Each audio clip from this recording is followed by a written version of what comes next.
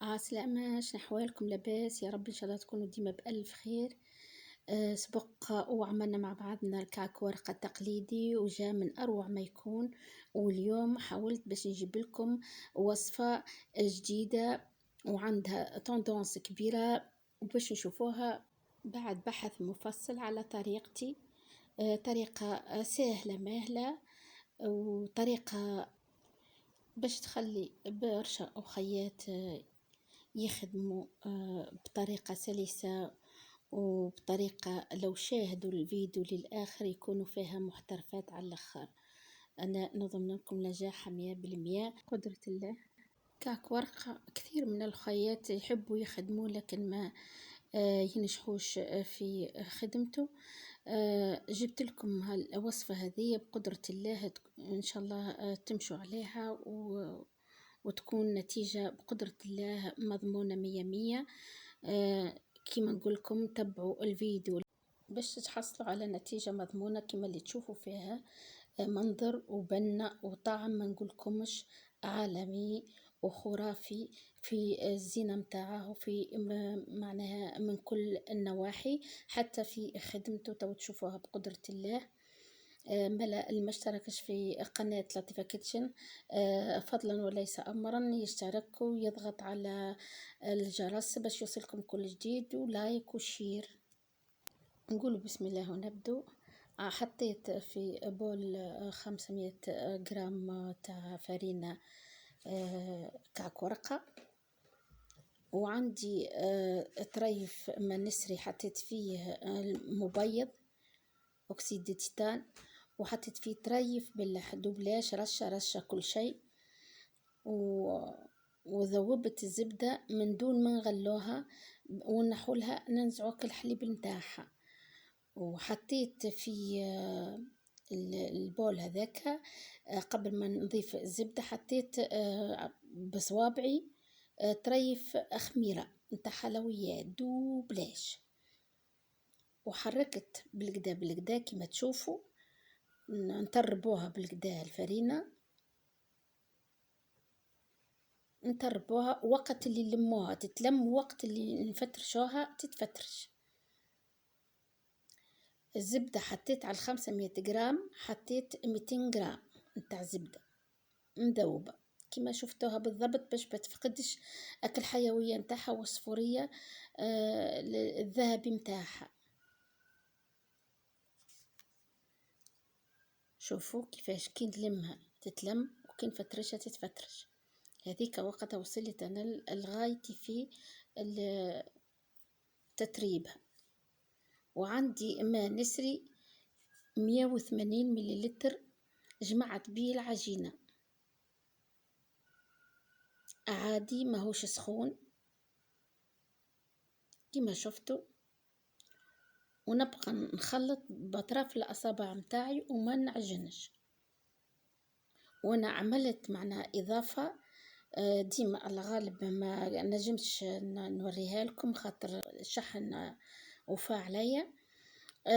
حطيت في الروبو اللي فيه الموس اللي نرحو به اللوز، حطيت فيه العجين معناها مدة 10 دقايق اللي فيه الموس، نزيد نعاود اللي فيه الموس ماهوش البتران تاع العجين، وبقيت نعجن فيها في الروبو مدة 10 دقايق. ومشيت لعملية الترتيب كما تشوفوا باش نبدأ نخبطها على البلان دي ترافاي كما تحبوا وتريدوا، اضربوا فيشوا فيها غيركم. كما تشوفوا راهي وين تضربوها وين تعطي الرخوة وين تعطي البيوضة، كما تشوفوا تعطي الترتيب متاعها.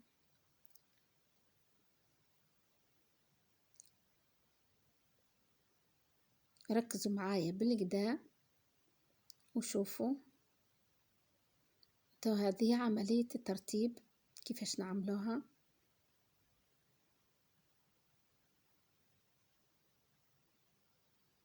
هذه هي، وباش نخلوها ترتاح على جانب أقل شيء مدة ساعة من زمان. نجموا حتى راهو تبيتوها ومغدوة تخدموا بها ما يجرى لها شيء بقدرة الله، لكن أنا نفضل أنا نخدمها في نهارها. ملاحظة مهمة اللي يحب يخدم بيده يخدمها تجي زادة هايلة ونغطوها ونخلوها تشم الهواء. كان عندكم الدنيا سخونة بطبيعة الحال في الفريجيدير، وإذا كان عادية معنا تخلوها في حرارة المطبخ، على درجة حرارة المطبخ. قسمتها هنا قسمة متعادلة، 500 عملتهم على 4 قطع باش تسهل لنا الخدمة متاعها كما تشوفوا.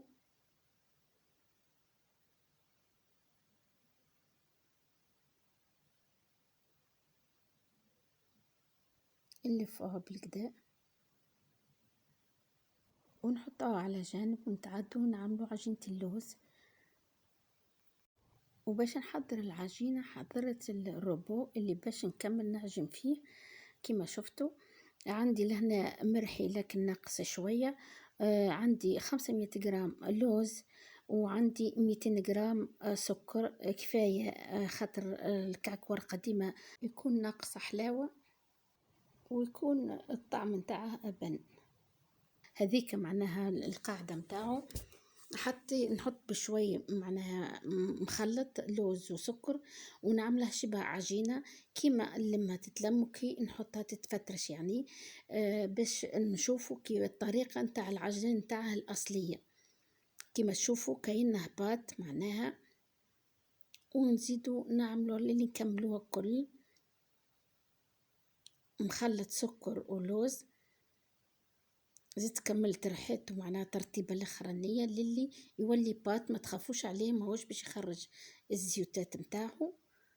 وباش تشوفوا طريقة العجنان متاعه زادة ونضمنوا معناها عجينة ليس ورطبة وممتو ما تشحناش وما تتشققش. شفتوا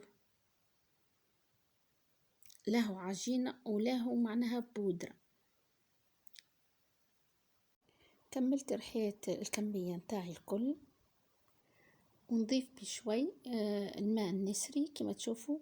لهنا عملت الكل في الكل 60 مليلتر، لكن انتم صبوا بشوي. اللي ما عندوش النسري نجم يعمل موارد. ونصبوا بالطريف بالطريف للي تتعلق في يدينا، ما تخافوش ماهيش باش الزايد.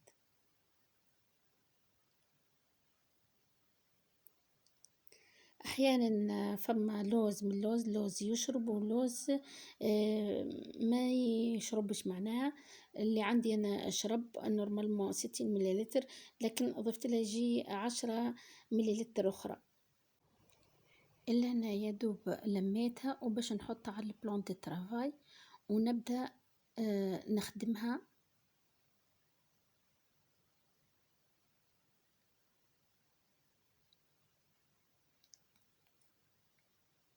كما تشوفوا ندلكها بالكدا، ما تخافوش مش باش تقر الزيت نتاعها. نخدموها اللي تطرف يديكم وتولي عجينة معلكة عندكم ولينة في نفس الوقت.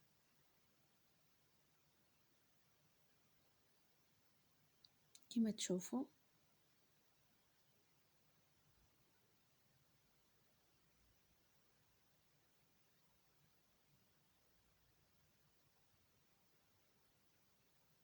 شفت قداش لينة وعاطية الطوع بالكدا بالكدا. طبقوا تخدموها يجي 10 دقايق انتوما حتى لين تولي بالطريقة هذيك والشكل هذيك متماسكة على الاخر ولينة وماهيش مقارة زيتها. قسمتها على 16 كويرة، خليت 8 على شيرة وباش نخدم معاكم 8.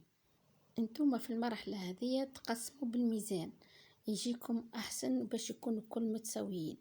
انا عملت لهنا كل بودان طوله 27 سنتي والعرض نتاعه كما تشوفوا نقص فيه سنتي واحد، الكل على نفس الشكل.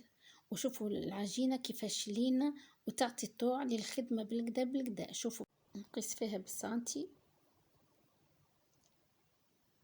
ونحطها على شيرة وغطوها باش ما تشربش الهواء.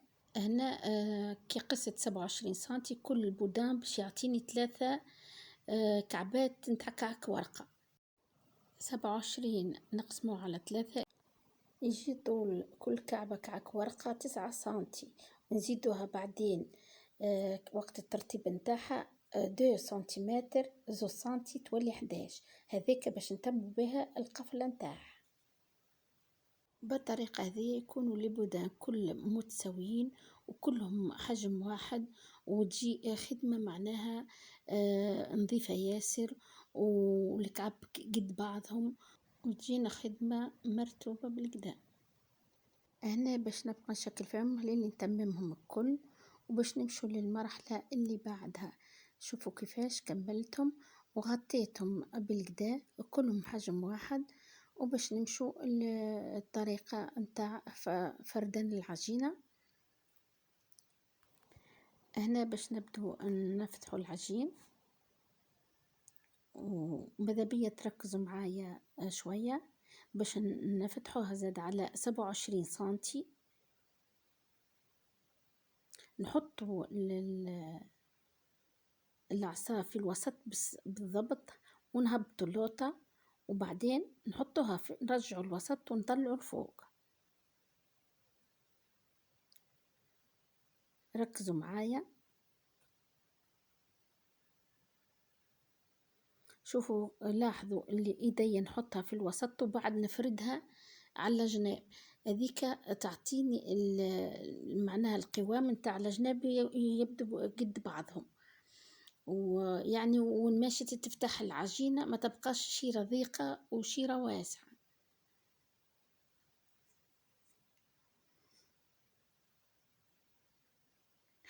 خذيت المساحة اللي حاجتي بها، وتو باش نبدأ نفتح مرة الفوق ومرة اللوطة كما تشوفوا، وبعدين نحط ايدي في الوسط ونفردها على جناب.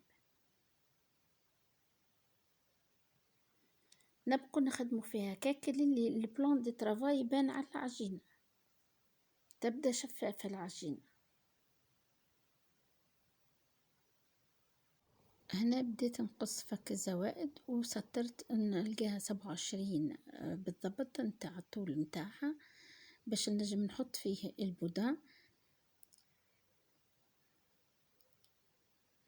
نسويها بالقدا باش هكاكا نضمن جمالية الكعبة متاعي.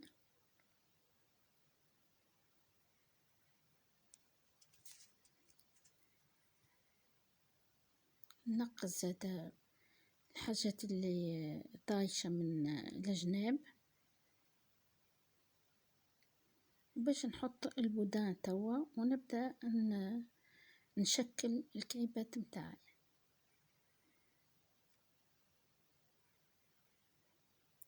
ناخذ السكينة طبيعة الحال باش نلم بها العجينة اللوطانية ونلصقها مع البودان، هكاك نضمن الهواء ما يدخل لهاش، ونمشوا ونحطوا صباعنا على ماذا بينا على المساحة كاملة، وباش نبدو نلفوا لفتين كيف يرجع لنا الحاشي بحذانا. هذيك لفة، وتو اللفة الثانية هذيك هي، وباش نقصوا ما نعملوش اكثر. شفتوا كيفاش رجعت لي اللفة باش نقصتو لفتين فقط. جيست نرتبها كاكا شوي من غير ما نحلها ونحطها على جانب، وماذا بينا نغطوهم. وباش نكملوا بنفس العملية اللي عملناها وبنفس الطريقة كما تشوفوا. زيدوا ركزوا معايا، ديما نبدو بالوسط ونهبطوا، ونبدو بالوسط ونزيدوا نطلعوا كما تشوفوا، ويدينا ديما نفردوها من الوسط للجناب باش تبقى لنا نفس المساحة اللي حشتنا بها تاع الطول وتاع العرض نتاع العجينة.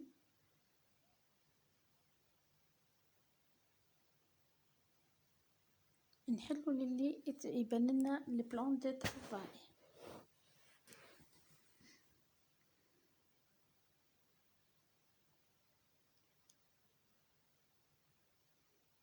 كملوا نحلوها.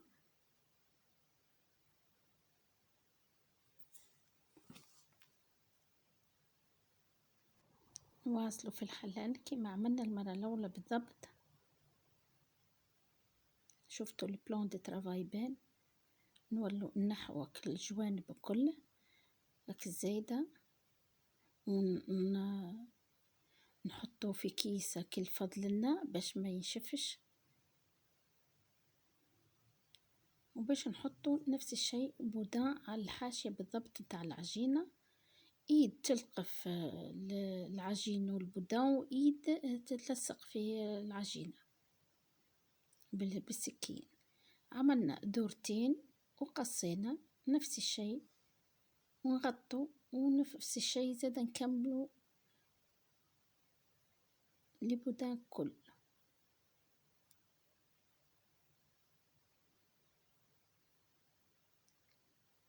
ركزوا معايا.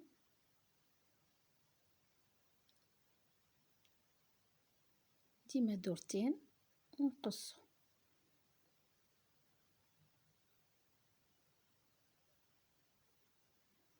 نحطه على شيرة ترتاح ما بين ما كملناهم الكل.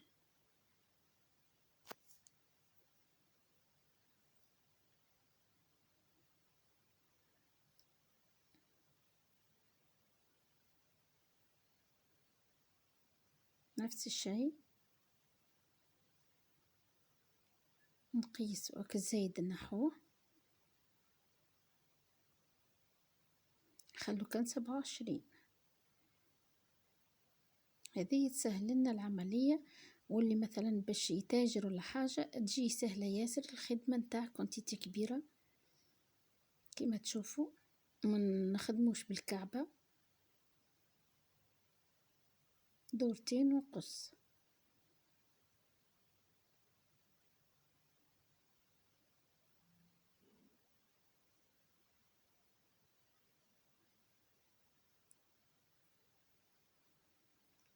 شفتوا طبقة واحدة تعب لنا كعبتين 3 بالعدان. هو التجارة كما تشوفوا.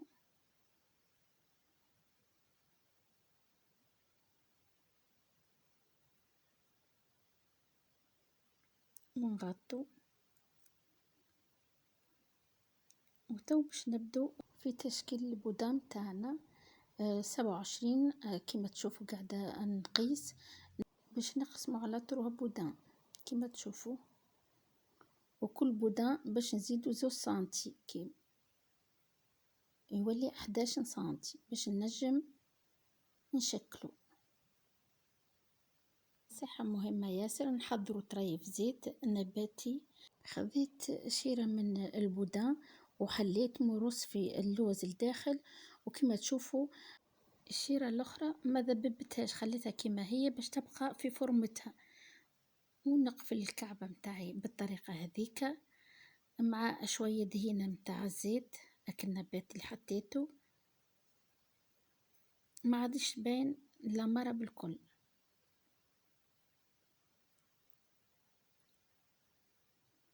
نسمحوها ونجملوها بالكدا. وهذه كعبتنا، ونحطوا فيها القالب نتاع كعك ورقة هذاك، وبعد نزيدو نحطوها على البلان دي ترافاي ونعملوها بحوافي ايدينا باش تلصق بالكدا، وتاخذ الفورمة تاع اللوليبة وتجي عالية كما تشوفوا. لحد الآن في الترتيب والتجميل متاعها. شوفوا ما بقتش حتى تراس في القفلة متاعها. وكملنا الكعبة الأولى كما تشوفوا، راسك حاضرة ما شاء الله جد كلها قد بعضها، القفلة ما هيش ظاهرة. وباش نكملوا نفس الشيء نقيسوها نلقوها بالضبط النحو كان أكل زايد، ونحلو شبه بوق ذاك ونرصو على اللوز. والحافة الأخرى ما لازمناش نمسوها، نحطوها كما هي ونبدأ نقفلو بالطريف ونستعينوا باك الزيت باش ما نظهروش القفلة، وندوروها للبوها باش تاخذ نفس الحجم متاع الكل، ونحطوا الفورم متاعها. وكما عملنا نفس الشيء المرة الأولى، نحطوها بيدينا ونزيد نسمحوها شوي. وهذه كاملت.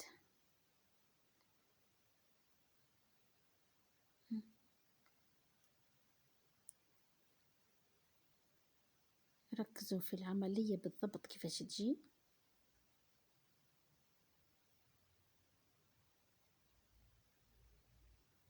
شفتوا جد ما شاء الله.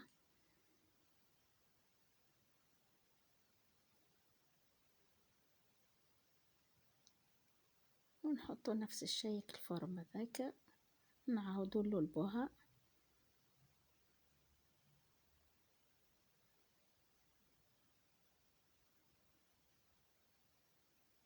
سهلة مهلة، ما فيها حد شيء، كان سوى شوية تركيز وبقدرة ربي، وتمشي الأمور عال العال.